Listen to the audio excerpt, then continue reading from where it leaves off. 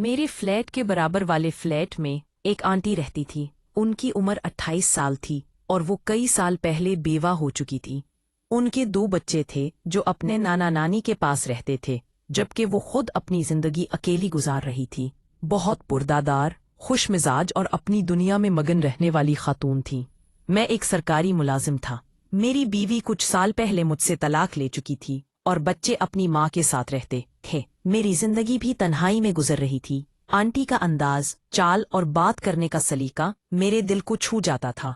उनके लहजे में एक अजीब मिठास थी और निगाहों में एक थकी हुई चमक छिपी हुई थी। कुछ अरसे के बाद हमारी सलाम दुआ बढ़ने लगी। वो अक्सर अपने फ्लैट के बाहर झाड़ लगा रही होती तो मुझे सलाम करती। मैं जवाब देकर मुस्कुरा देता। एक दिन वो मेरे दरवाजे पर आईं। हाथ में तेल की बोतल थी। कहने लगी, भाई माफ कीजिएगा, एक काम था। मेरी वो पुरानी सलाई मशीन है, उसकी सुई जाम हो मैंने गई है, आप प्लीज मुझे उसका ऑयल बदल कर दे। मैं एक लम्हे के लिए हैरान हुआ। आंटी की आवाज में थोड़ी शर्म थी, मगर उसके पीछे एक मासूम इल्तजा थी। मुस्कुराते हुए कहा, ऑयल चेंज करवाना है? आंटी कहने लगी, जी तेल डालने वाला काम। मतलब मेरी मशीन जाम हो चुकी है और मैं कोशिश कर रही थी, मगर मेरे हाथों से कुछ नहीं हो रहा। मैंने चाबी उठाई और उनके पीछे उनके फ्लैट में चला आया। अंदर बहुत महक थी।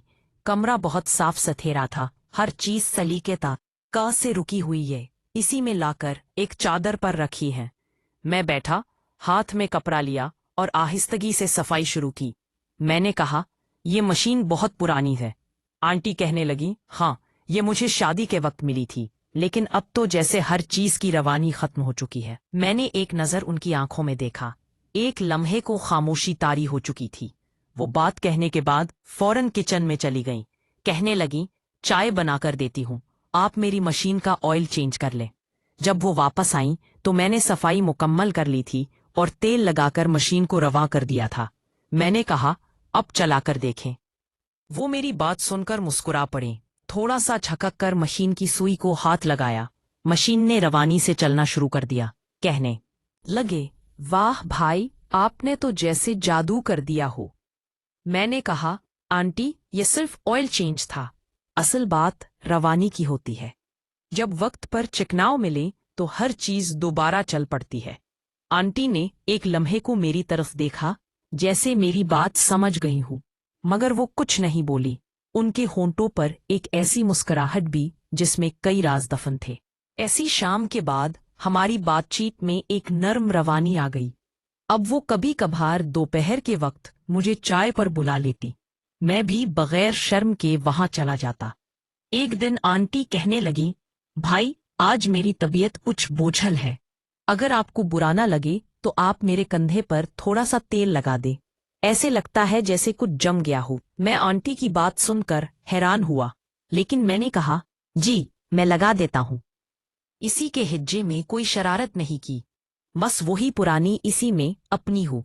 दुनिया में मगन मगर अंदर से तन्हा। मैंने तेल हाथ में उठा लिया। आंटी सोफे पर लेट चुकी थी। उनके दुपट्टे का किनारा कंधे से सरक रहा था। मैंने उंगलियों में थोड़ा सा तेल लेकर उनके कंधे पर नरमी से मिलना शुरू कर दिया। एक खामोशी थी और इस खामोशी में गहरी सांसों की आवाज थी। आंटी कहने लगी, भाई, कभी कभी लगता है जैसे जिंदगी सिर्फ ऑयल चेंज मांगती है और सब कुछ फिर से चलने लगता है। मैंने उनकी बात में छुपी हुई थकन, तन्हाई और ख्वाहिश को महसूस किया था, और वो लम्हा हमेशा के लिए मेरे दिल पर सख्त हो चुका था। इस दिन के बाद आंटी की निगाहें बदल चुकी थीं। वो वही आंटी थी, सलीके वाली, शाइस्ता बात करने वाली, मगर अब उनकी नजरें ठहर जाती थीं और कभी कभार झुककर कुछ छुपा भी लेती थीं, जैसे कोई अंदर की रोशनी छलकने से रोक रहा हो। एक पहर में दफ्तर से जल्दी वापस आया। गली में दाखिल होते ही दरवाजे पर उनकी नजर थी। हाथ में छोटा सा डब्बा था। भाई, माफ कीजिएगा, मेरा रूम कूलर अजीब दो आवाज निकाल रहा है, शायद इसका भी ऑयल चेंज करना है। मैंने मुस्कुराते हुए कहा, आप तो अब हर चीज की जिम्मेदारी मेरे कंधों पर डाल रही हैं। आंटी कहने लगी, आपके कंधे बहुत बहुत भरवसे वाले हैं। ये जुमला सीधा मेरे दिल पर उतरा था।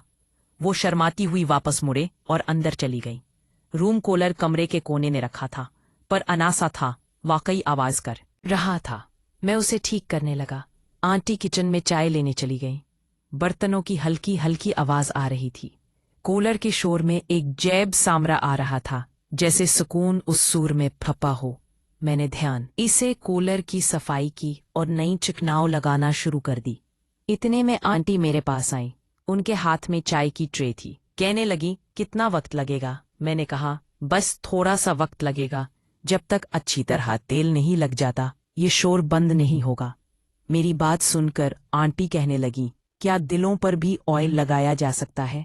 मैंने हैरान होकर उन्हें देखा तो वो मुस्कुरा रही थी, मगर ये मुस्कुराहट किसी मजाक की नहीं, एक अधूरे सवाल की थी। मैंने कहा, दिल पर सिर्फ वही में लगता है जो नियत से निकले और जो बगैर छुए वहां तक पहुंच जाए। खामोशी छा चुकी थी। कूलर बंद हुआ, पंखा हारवांग हो चुका था। अब ये शोर नहीं करेगा। आंटी कहने लगी, काश इंसान भी इतना आसान होते। खैर, हम दोनों ने चाय पीनी शुरू की। धीरे धीरे मौसम गर्म हो रहा था। मैंने कड़की से बाहर देखा। शाम का रंग गहरा हो रहा था। आंटी मेरी तरफ देखते हुए कहने लगी, भाई, कुछ दिनों से मेरी तबीयत खराब है। शायद जिस्म में नमी की कमी हो चुकी है। अगर आपके पास वक्त हो तो आज जरा मेरे पांव पर तेल मल दें। ये जुमला आम होता तो शायद बड़ा लगता, मगर वो इस कदर नरमी और सादगी से कह रही थी कि इसमें कोई शरारत नहीं थी।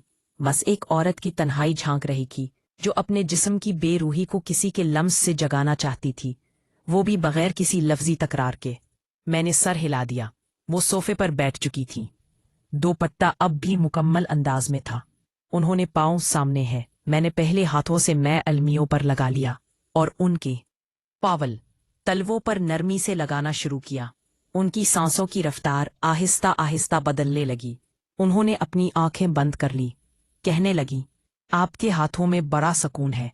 ऐसा लग रहा है जैसे मेरा जिस्म जिंदा हो रहा हो। आंटी की बात सुनकर मैंने कुछ नहीं कहा। मैं सिर्फ उनकी मालिश करता रहा। आंटी कहने लगी, कभी कभार लगता है कि तेल सिर्फ मशीनों के लिए नहीं होता। जिस्म भी चल्ला चल्ला कर कहता है, अब कुछ रवानी चाहे। मैंने सर उठाया। उनकी आंखों में नमी थी, लेकिन ये आंसू नहीं थे। ये किसी दबे हुए जज्बात की गवाही थी। मैंने सिर्फ इतना कहा, रवानी मिल जाए तो जिंदगी का पंखा भी बगैर शोर के चलता है।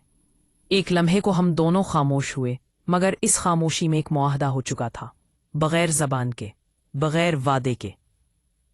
एपी मैं अपने रोजमर्रा के काम करता रहा, मगर हर रात जब फ्लैट की खामोश दीवारें मेरे गिर्द सुनाटा बनने